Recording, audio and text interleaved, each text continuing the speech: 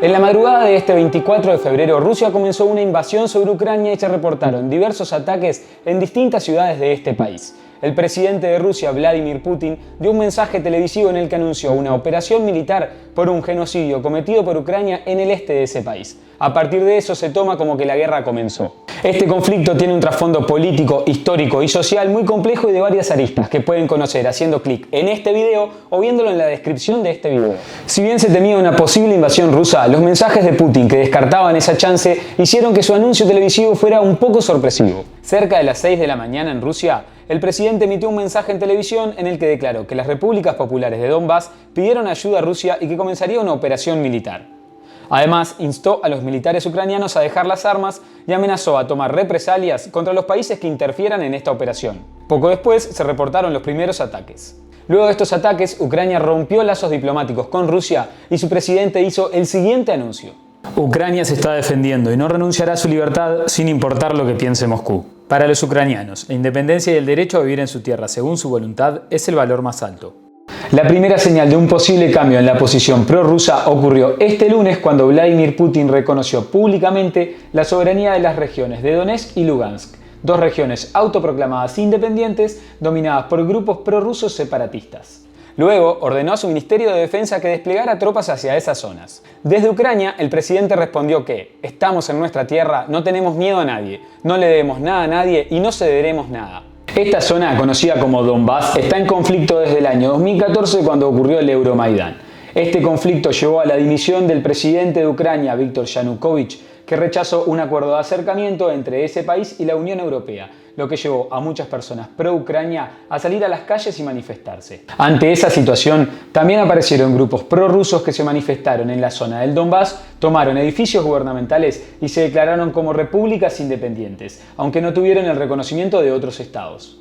Ante esa situación aparecieron grupos prorrusos en la zona del Donbass que se manifestaron, tomaron edificios gubernamentales y declararon repúblicas independientes, aunque no tuvieron el reconocimiento de otros estados. Esta región tiene importancia ya que es una zona rica en minerales y además se encuentra sobre una cuenca fronteriza con Rusia con salida al Mar Negro. También hay grandes reservas de carbón. En tanto, esa zona permite un acceso natural hacia Crimea, una península que fue anexionada por Rusia en 2014 tras un referéndum de independencia.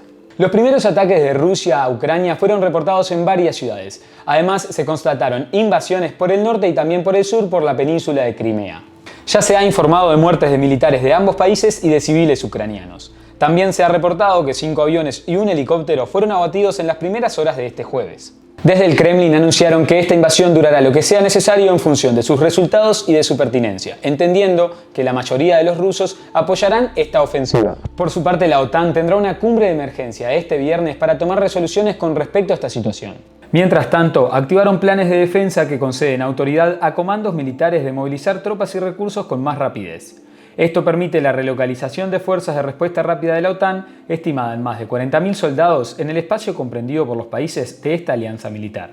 Ucrania pidió apoyo a la Unión Europea y la presidenta Ursula von der Leyen condenó el ataque. Además, anunció que planean la aprobación de una serie de medidas y sanciones para limitar con dureza el acceso de Rusia a los mercados de capitales. Estas sanciones tendrán un fuerte impacto. Lo que está en juego es la estabilidad de Europa y todo el orden internacional, nuestro orden de paz, dijo. Condemn this barbaric attack. Joe Biden, presidente de Estados Unidos, se expresó pocas horas después de los ataques mediante un comunicado. El presidente Putin ha comenzado una guerra premeditada que provocará pérdidas catastróficas en vidas y en sufrimiento humano. Solo Rusia es responsable por la muerte y la destrucción que cause este ataque. Estados Unidos y sus aliados y socios responderán de un modo decisivo. El mundo hará que Rusia rinda cuentas. Putin's aggression against Ukraine will end up costing Russia dearly, economically and strategically. We will make sure of that. Putin will be a pariah on the international stage. Any nation that countenances Russia's naked aggression against Ukraine will be stained by association. Boris Johnson, primer ministro del Reino Unido, también envió un mensaje. We cannot and will not just look away. It's because we've been so alarmed in recent months at Russian intimidation that the UK became one of the first countries in Europe to send defensive weaponry to help the Ukrainians.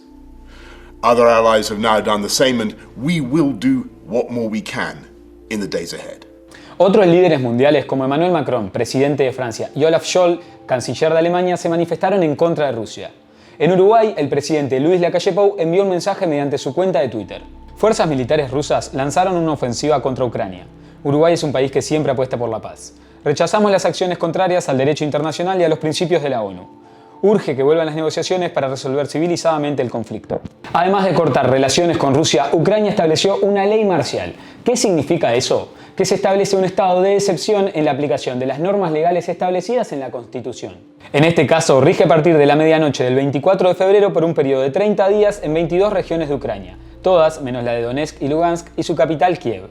De acuerdo a El Mundo, a través de esta ley se otorgan facultades a las fuerzas militares y a otros cuerpos policiales para que salvaguarden el orden público, aunque todavía se desconocen detalles de cómo se aplicará. En Kiev anunciaron un toque de queda por las noches y además no funcionará el transporte público, aunque sí estarán abiertas las estaciones subterráneas para que puedan buscar refugio. Las carreteras y las estaciones de transporte público han estado colapsadas por personas que buscan huir. También las estaciones de servicio han tenido problemas para brindar combustible. El paso de las horas, los distintos apoyos internacionales determinarán cómo continuará esta guerra.